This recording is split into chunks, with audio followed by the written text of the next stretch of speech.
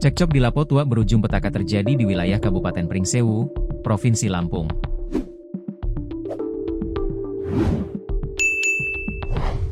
Padahal masalah yang memicu cekcok tersebut hanya persoalan sepele, namun sampai merenggut korban jiwa.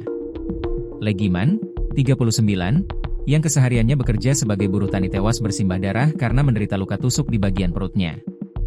Upaya melarikan ke tempat pelayanan kesehatan terdekat untuk memperoleh pertolongan medis tak membuahkan hasil.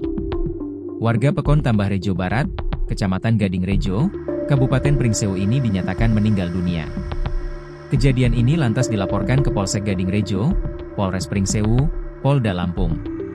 Polisi sempat mendatangi tempat kejadian perkara, TKP, di halaman Lapo Tuak yang ada di Pekonwate Selatan, Kecamatan Gading Rejo, Sabtu, 20 Desember 2025, dini hari.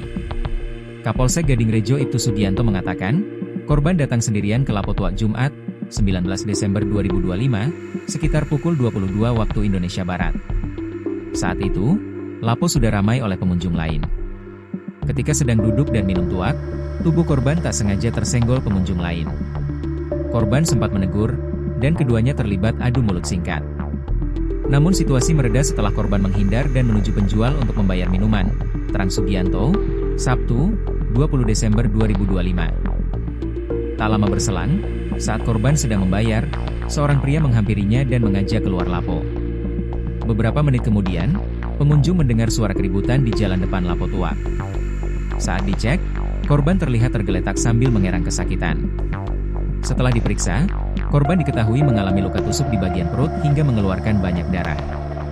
Sementara itu, pria yang sebelumnya mengajak korban keluar terlihat melarikan diri bersama dua orang lainnya. Melihat kondisi korban, sejumlah pengunjung segera membawanya ke Puskesmas Wates.